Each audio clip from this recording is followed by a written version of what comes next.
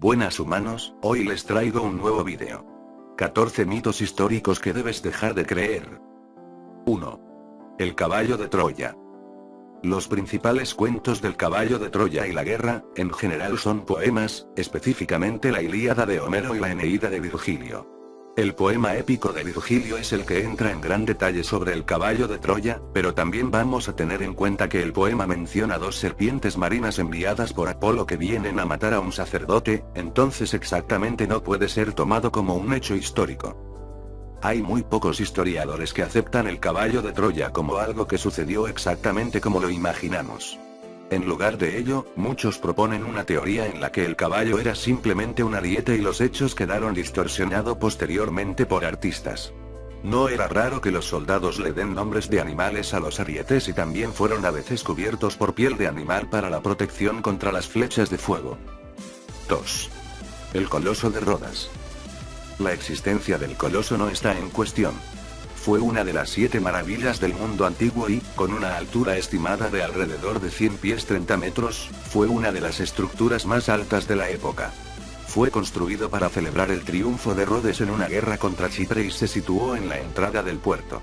Todo esto es un hecho, pero un aspecto del famoso coloso es su postura.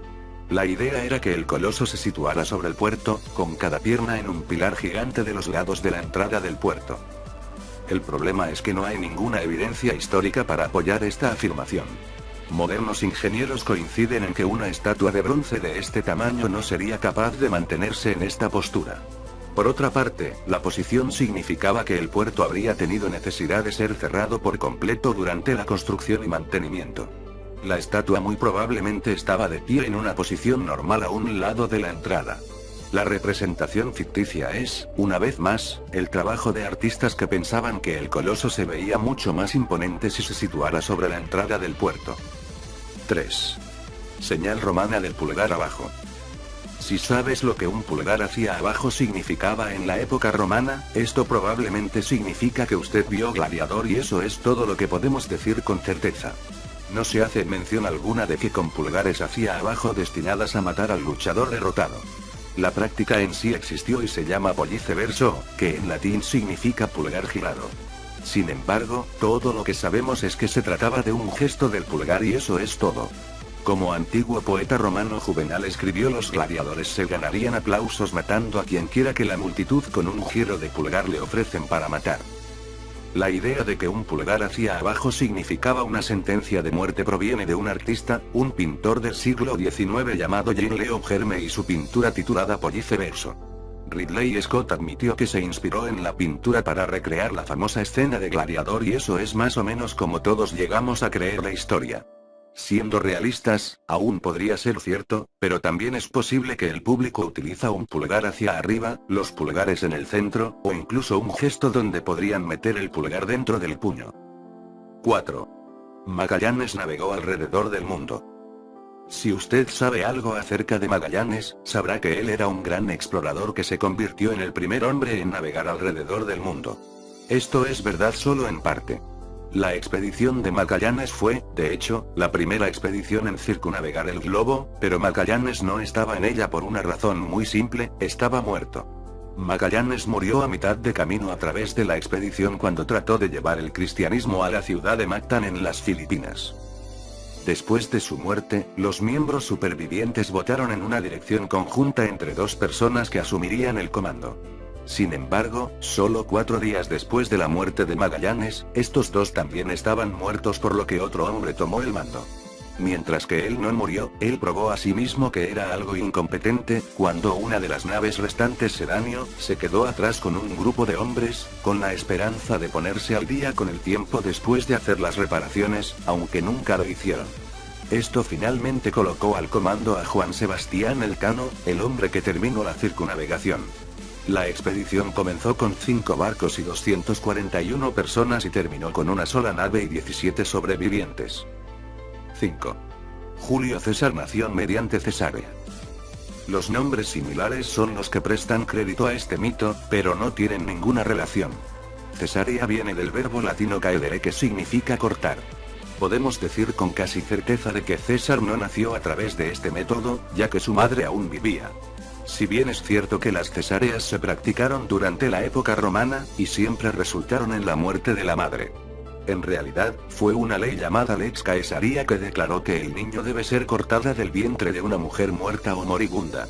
Sin embargo, la madre de César, Aurelia, supuestamente vivió otros 46 años después del nacimiento de César. 6. Papisa Juana. La historia casi se lee como una mala comedia. Se trata de cierto papa, o mejor dicho papisa que no figura en la lista de papas u obispos de Roma, porque era una mujer que se disfrazó como un hombre y se convirtió, por su carácter y sus talentos, en secretario de la curia, después en cardenal y finalmente en papa. Un día, mientras montaba a caballo, dio a luz a un niño. Inmediatamente, por la justicia de Roma, fue encadenada por el pie a la cola de un caballo, arrastrada y lapidada por el pueblo durante media legua. Esto es, más o menos, la primera versión de la historia en la que el nombre de la papisa ni siquiera se menciona. La historia es recogido y reelaborada por varios otros escritores y cronistas y, finalmente, uno de ellos le da su nombre Juana. Sin embargo, nunca hubo algún tipo de evidencia que sugiere que se trata de algo más que una leyenda. 7. Todos los piratas flameaban la Jolly Roger. Cada vez que un barco pirata entra en la vista, es inmediatamente perceptible por una bandera de color negro con una calavera y tibias cruzadas sobre él. Esta bandera, extraoficialmente llamado la Jolly Roger, es el identificador definitivo de un pirata. Excepto que no lo es. Cada pirata tenía su propia versión de la Jolly Roger para que otros lo puedan identificar. Cráneos y huesos cruzados fueron, de hecho, a menudo incorporadas en el diseño de estos indicadores, pero también lo eran espadas, corazones, esqueletos y relojes de arena. El Black Sam Bellamy voló una bandera que parecía el tradicional Jolly Roger y Richard Worley voló algo similar mientras que Calico Jack tenía una donde los huesos fueron reemplazados con las espadas cruzadas. Es importante darse cuenta de que la mayoría de las imágenes son recreaciones digitales. Debido a que las banderas reales no parecían para nada buenas. Ya que estas banderas fueron hechas por los piratas, no costureras. 8. Todos los vaqueros llevaban sombreros de vaqueros. Esta es una verdad a medias. Cuando decimos sombrero de vaquero, nos referimos a los Stetson, que es el sombrero que todo el mundo se está refiriendo cuando dicen sombrero de vaquero. Y es cierto que, en un momento, se convirtió en el tipo dominante de sombrero usado en el oeste. Sin embargo, esto ocurrió a finales del siglo XIX. En el viejo oeste, los verdaderos pistoleros prefirieron el sombrero hongo. El sombrero hongo se consideró un verdadero sombrero de hombre de trabajo. Una alternativa que los caballeros solían preferir era el sombrero de copa. El sombrero cowboy se convirtió en muy popular mucho más tarde. 9. Napoleón era enano. Él no era un hombre alto, pero medía alrededor de 1,68 metros que estaba a punto de altura media para la época. Gran parte de la confusión se ha creado debido al hecho de que los franceses y británicos utilizan ligeramente diferentes mediciones y la pulgada francesa era más grande. Sin embargo, el concepto fue adoptado rápidamente gracias a la propaganda británica y Napoleón quedó como el pequeño hombre más enojado en la historia. 10. Einstein era malo para las matemáticas. Este todavía se cree alrededor del mundo porque nos gusta pensar que está bien errar en las matemáticas ya que incluso a un genio como Einstein le iba mal. Como era de esperar, él era muy competente en matemáticas y física desde una edad temprana. La razón por la que se inició este mito es que falla su examen de admisión en una universidad de Zurich, pero él todavía recibió muy buenas calificaciones en esos temas. También solo tenía en ese entonces 16 años. 11. Los juicios de Salem. Probablemente no sucedieron como crees que lo hicieron.